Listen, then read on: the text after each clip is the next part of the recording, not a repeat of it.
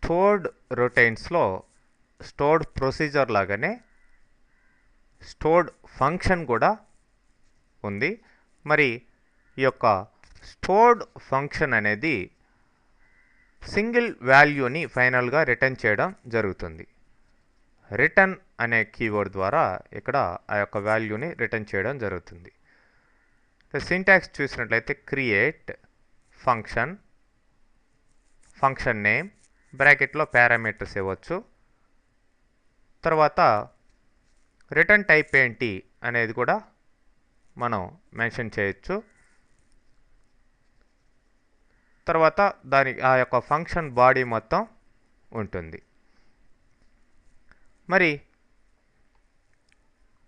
ఇక్కడ ఫంక్షన్స్ ద్వారా మనకి బుల్టిన్ ఫంక్షన్స్లో ఏ విధంగా అయితే మనం డిఫరెంట్ క్యాల్కులేషన్స్ని మనం పర్ఫామ్ చేసి తీసుకురాగలుగుతున్నామో అదే విధమైన యాక్షన్స్ని, నెససరీ క్యాల్కులేషన్స్ని మనం ఫంక్షన్స్ ద్వారా చేసి ఈ యొక్క డేటాబేస్ రిలేటెడ్ అప్లికేషన్స్ డెవలప్మెంట్లో మనం ఈ యొక్క ఫంక్షన్స్ ద్వారా ఈజీగా, క్విక్గా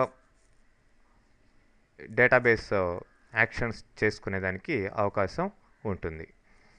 మరి ఎగ్జాంపుల్ చూసినట్లయితే ఫర్ ఎగ్జాంపుల్ ఇక్కడ ఒక ఫంక్షన్ రాసా. మనం శాలరీ ఇచ్చినట్లయితే ఆ యొక్క శాలరీకి రిలేటెడ్ గ్రేడ్ని తీసుకొస్తుంది. మరి ఇక్కడ ఈ ఫంక్షన్ నేమ్ ఇట్లా emp_grade అని ఇచ్చాం.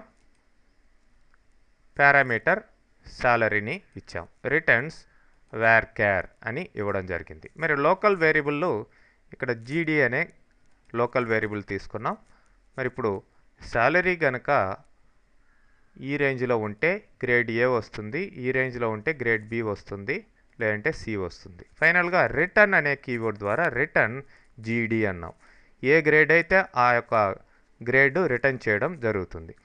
మరి ఇది ఫంక్షన్ కాబట్టి ప్రొసీజర్ లాగా కాకుండా, ప్రొసీజర్ అయితే కాల్ అని అప్లై చేయాలి. దీన్ని డైరెక్ట్గా ఎక్కడైనా సరే మనం ఏ స్టేట్మెంట్లో అయినా సరే సెలెక్ట్ స్టేట్మెంట్లలో అప్లై చేసుకోవచ్చు. ఈ విధంగా సెలెక్ట్ ఎంప్లాయీ నేమ్ శాలరీ ఇచ్చాం. దాంతోపాటుగా ఈ యొక్క ఫంక్షన్ని emp_grade అని ఆ యొక్క శాలరీని ఇన్పుట్గా పెడుతున్నాం. ఆటోమేటిక్గా ఎంప్లాయీ నేము, శాలరీ, వాళ్ళ గ్రేడ్ కూడా వచ్చేస్తుంది. మరి ఎగ్జిక్యూట్ చేసి చూసినట్లయితే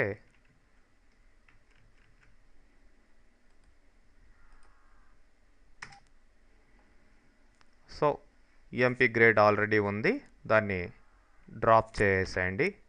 డ్రాప్ ఫంక్షన్ emp_grade.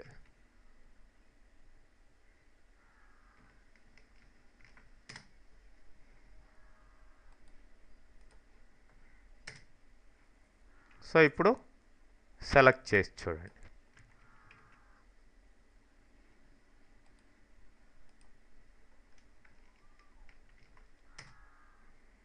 చూడండి ఇక్కడ నేము, ఎంప్లాయీ నేము, శాలరీ, వాళ్ళ గ్రేడ్లు, కరస్పాండింగ్ గ్రేడ్లు అన్నీ కూడా రావడం జరిగింది.